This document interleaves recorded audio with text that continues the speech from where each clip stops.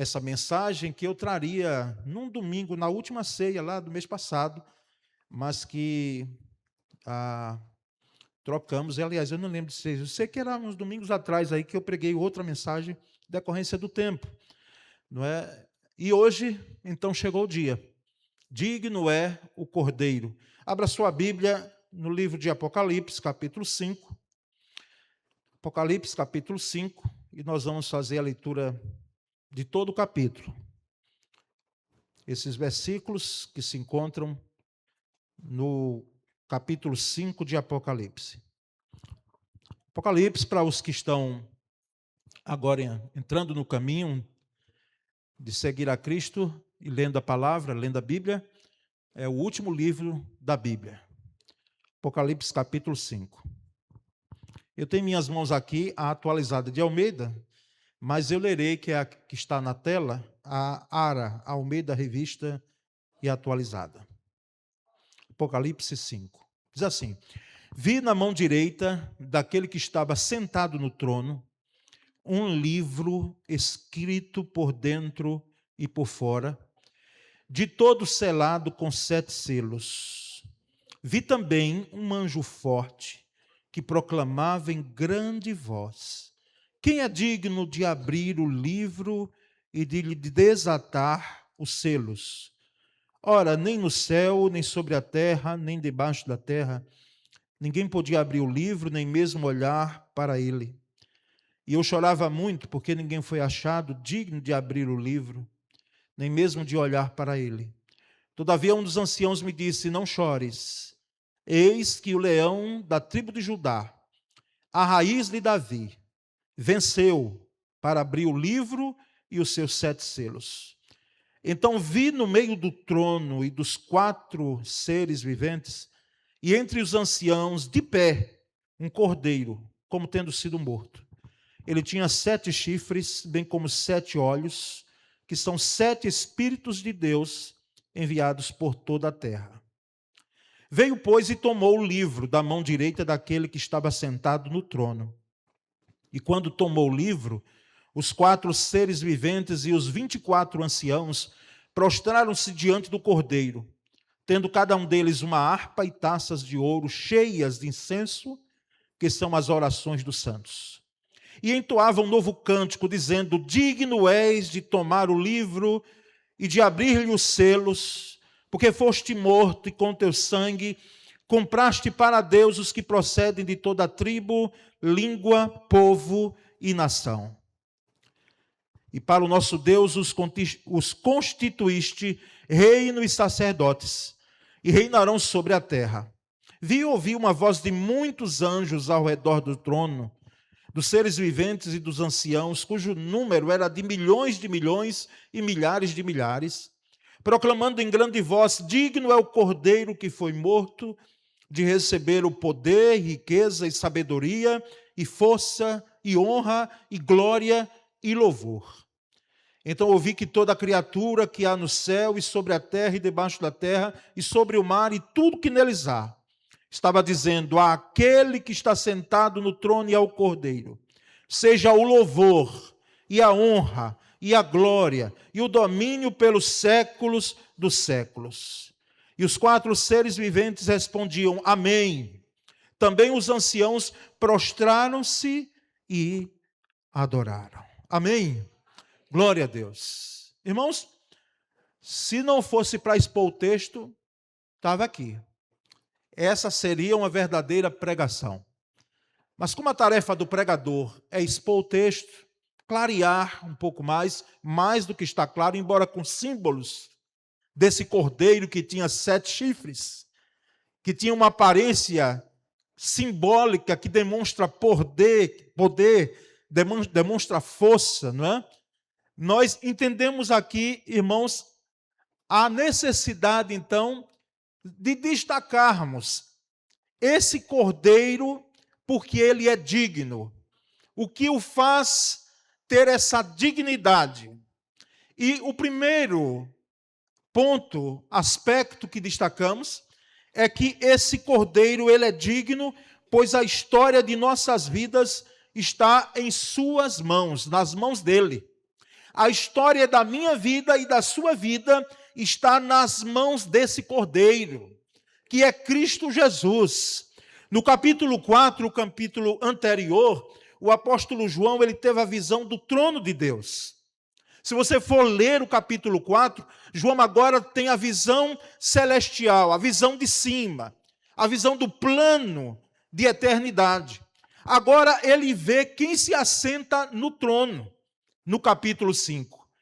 Ele, no capítulo 4, tem a visão do trono de Deus, mas agora no capítulo 5, ele vê quem está no trono, tendo nas mãos o livro com 7 selos, como lemos. Então, esse livro de 7 selos, os comentaristas, eles chegam a afirmar, na sua grande maioria, de que esse livro é a história da humanidade, que está nas mãos de Deus, está nas mãos do Cordeiro, porque Jesus, nós cremos que Ele é Deus. E ninguém foi achado, diz o texto, ninguém foi achado digno de abrir esse livro. Ninguém era digno de abrir o livro. Ninguém, nenhum dos apóstolos, nenhum dos profetas que cremos que estão no que nós chamamos de céu, eram dignos de abrir. Nem Maria, mãe de Jesus, nenhum outro personagem, nenhum anjo, nem Miguel, nem Gabriel, nenhum deles era digno de abrir o livro. E o apóstolo João, naquela visão, porque isso se trata de uma visão, ele chorou porque tinha o fato de ninguém poder abrir o livro, e isso implicaria que a história estaria à deriva. Ou seja, a história das nossas vidas estaria ao léu, à deriva, um barco sem leme, porque ninguém era digno de abrir esse livro que se trata do livro da história da humanidade. Então, os versículos 5 a 7, você tem novamente aí na tela, diz que, todavia, um dos anciãos me disse, não chores, eis que o leão da tribo de Judá, a raiz de Davi, venceu para abrir o livro e os seus 7 selos. Eu gostaria que você lesse comigo os versículos 6 e 7, leiamos juntos. Então vi no meio do trono e dos 4 seres viventes, e entre os anciãos de pé, um cordeiro, como tendo sido morto. Ele tinha 7 chifres, bem como 7 olhos, que são 7 Espíritos de Deus enviados por toda a terra. Veio, pois, e tomou o livro da mão direita daquele que estava sentado no trono. Não chores. Não chores. Há consolo, irmãos, para nós. Em um mundo permeado de choro, que nós não temos a dimensão de quantos hoje, no dia de hoje, enquanto alguns sorriam, outros derramaram lágrimas. Lágrimas pelas perdas, lágrimas pelas dores da vida, lágrimas porque quando a pessoa olha para a sua situação, busca algum sustentáculo e pode não encontrar. Enfim, lágrimas que são derramadas, porque muitas vezes nós temos, quem sabe, a dimensão de que a nossa vida está sem rumo. Parece que o mundo está à deriva e a história das nossas vidas, ela está sendo levada diante de uma situação que não temos o controle. Mas a palavra para o apóstolo João, na sua visão, foi: não chores. Então há consolo para nós. Há consolo. Eu lembro daquela viúva, e o fato de ser já viúva, ela perde o seu único filho, a chamada viúva de Naim. E ela sai diante daquelas pessoas do seu povoado, de Naim. Uma cidade, um povoado, na realidade, nem cidade os estudiosos chegam a chamar. Era um povoado, cidade pequena. E ela chora ali, obviamente, a dor da perda do seu filho. E Jesus se encontra com aquela mulher, porque ele vai chegando a Naim, enquanto a essa saída de Naim com essa mãe que perde o seu filho e outros para sepultar o seu filho. E Jesus disse àquela mulher, não sei quantos lembram, não chores, não chores. Nós aprendemos, e eu particularmente tive um professor de seminário que disse, olha, para com esse negócio de você está sugerindo a gente que perdeu ente querido, gente que perdeu gente que amava muito, você querer dizer assim, minha irmã, meu irmão, não chore não, seja forte. Já ouviu alguém dizendo isso aí? Já ouviu? Se você ouvir, pode dizer, não, deixa, pode chorar, minha irmã. Chora mesmo. Porque é momento de choro. E o meu professor, lembra ele dizendo, ali é momento de choro. Não é um choro de desespero, como alguns fazem. Quando é choro muito desesperado, aquela gritaria, nós já sabemos um pouco também do que pode ser ali. Mas quem tem perdas em sua vida, pode chorar. Então, aqui há consolo para nós. Porque não foi em vão que aquele ser angelical, ser celestial, chega para João e diz, não chores. Porque às vezes choramos por um conhecimento limitado, baseado nas circunstâncias. João não tinha dimensão do que iria ocorrer ali.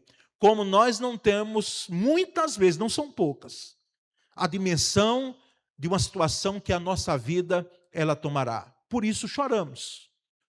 Por isso lamentamos. O livro da história, irmãos, das nossas vidas, ele está nas mãos de Jesus. Ele está nas mãos do Cordeiro.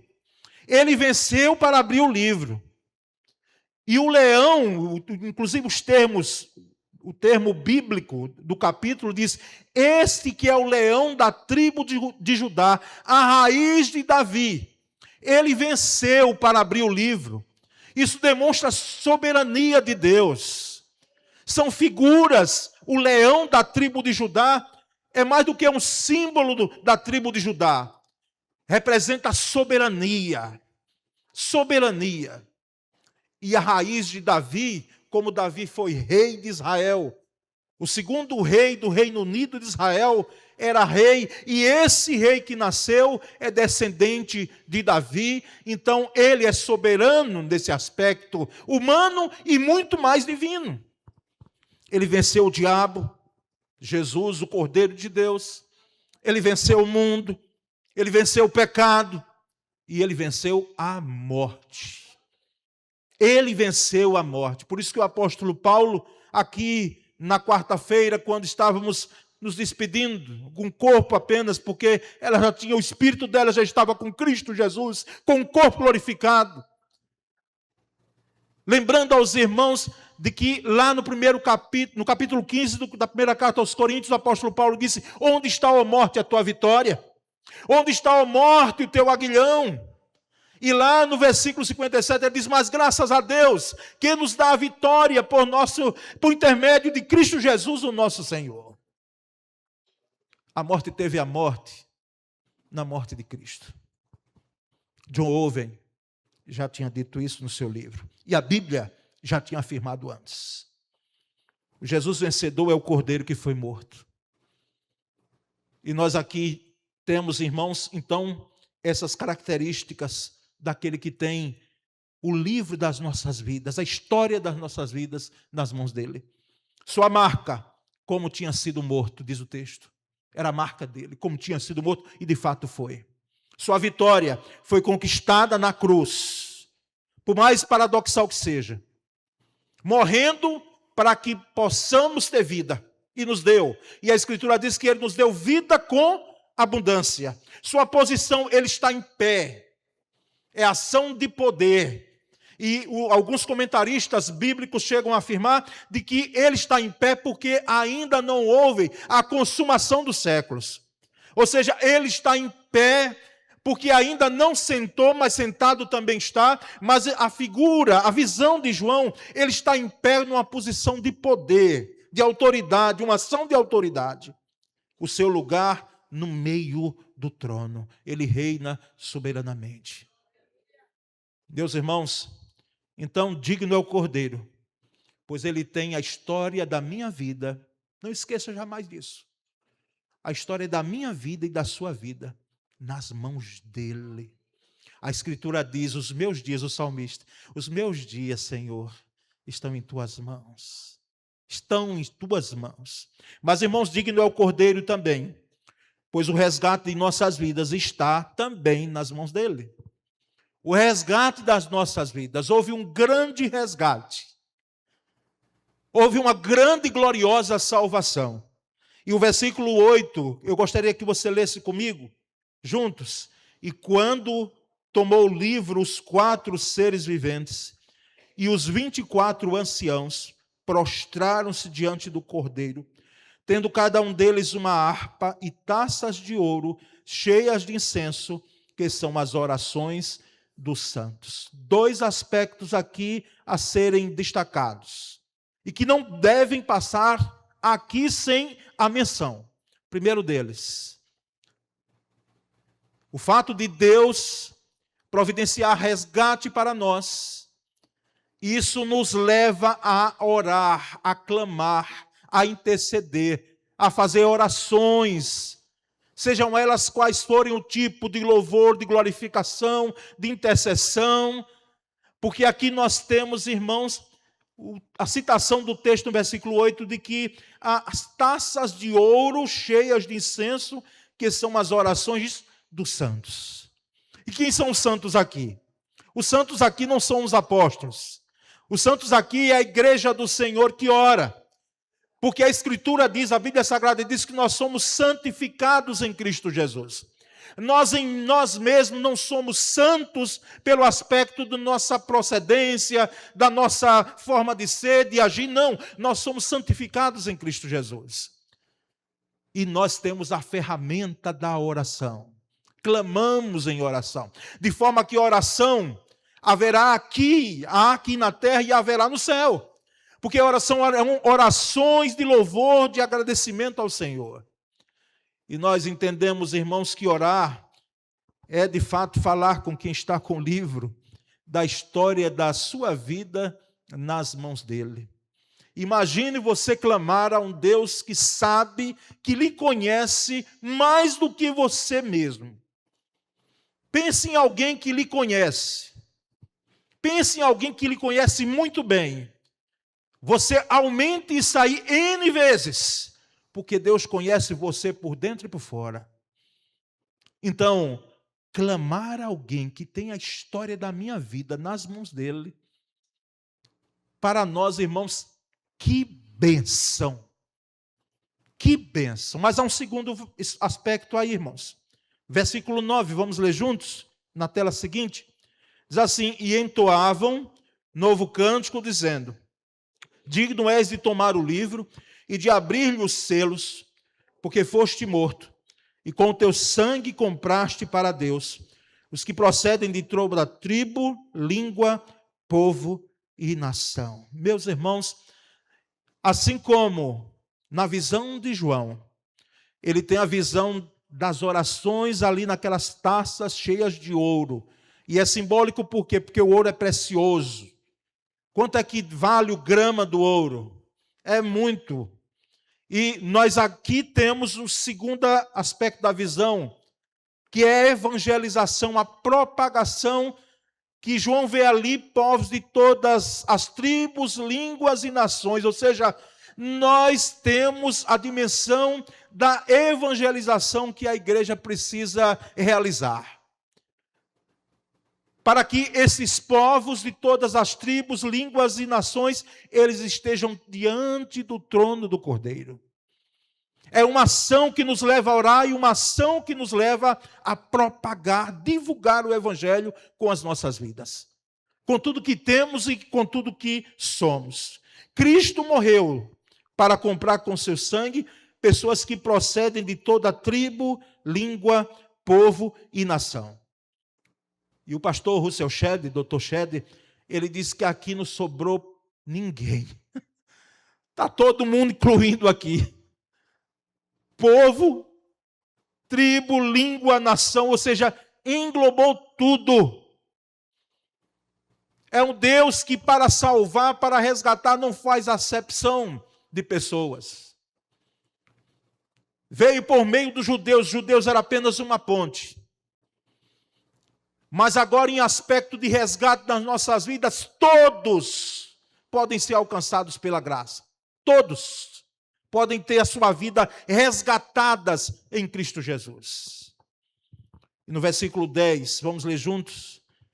E para o nosso Deus constituíste reino e sacerdotes, e reinarão sobre a terra.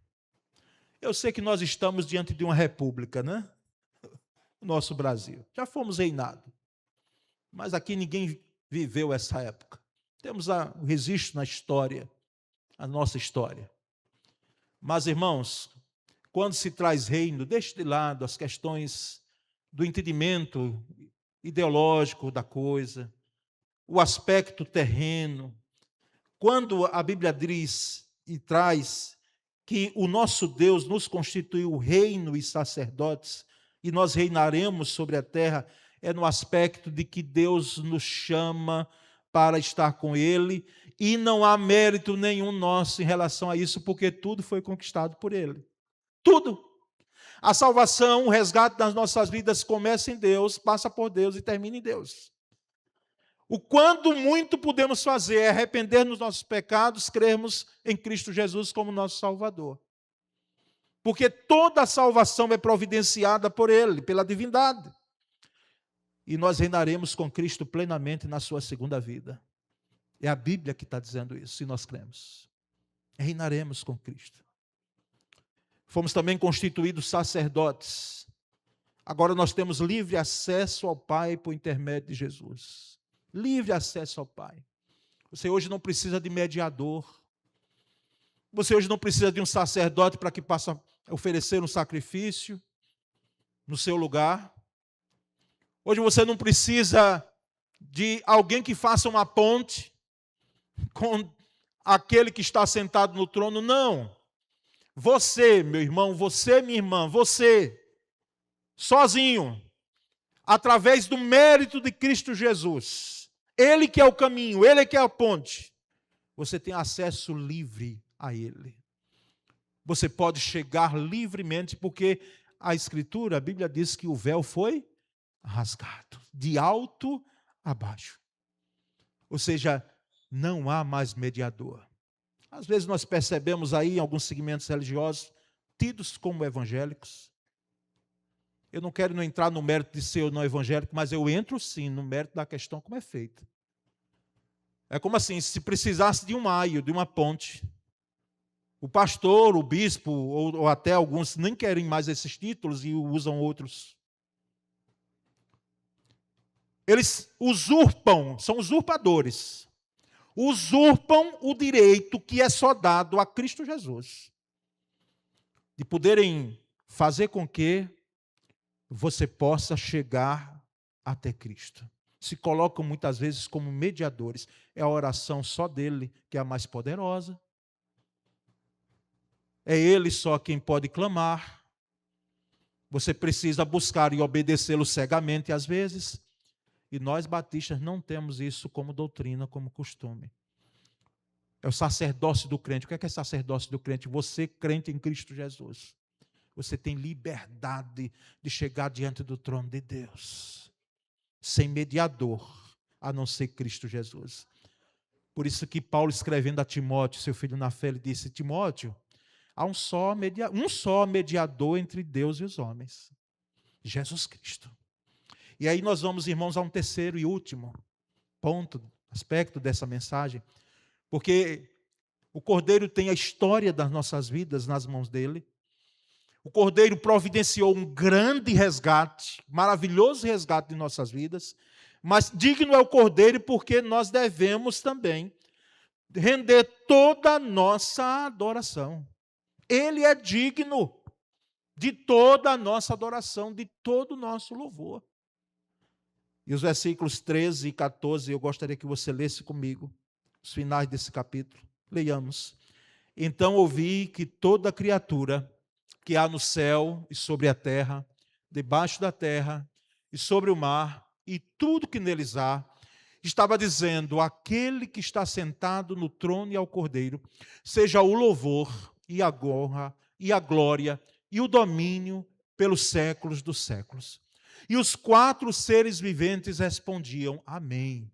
Também os anciãos prostraram-se e adoraram. Ele é digno de toda a nossa adoração. Ninguém pode contemplar o Senhor, irmãos. Ninguém pode contemplar o Senhor na sua beleza, na sua santidade, na sua soberania, no seu poder, se não se render, se não se prostrar. Quem contempla o trono de Deus, e contemplar aqui, entenda, é entender, é compreender, é aceitar plenamente a soberania de Cristo Jesus. Ninguém tem essa visão do trono se imediatamente não se prostrar diante do Cordeiro. O Cordeiro é adorado por quem ele é. Ele é o leão de Judá e a raiz de Davi. É o Cordeiro que foi morto. O Cordeiro é adorado pelo que ele fez.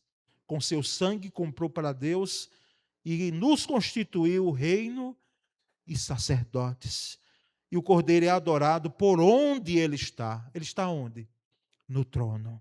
Ele reina soberanamente. E, irmãos, eu trago considerações finais a essa palavra. Primeiro, Apocalipse 5, capítulo 5, não é apenas uma revelação do céu. É uma revelação do céu, de João, mas não é apenas. É um chamado para nós que estamos aqui na terra. Um chamado para reconhecermos que Cristo é digno de nossa adoração.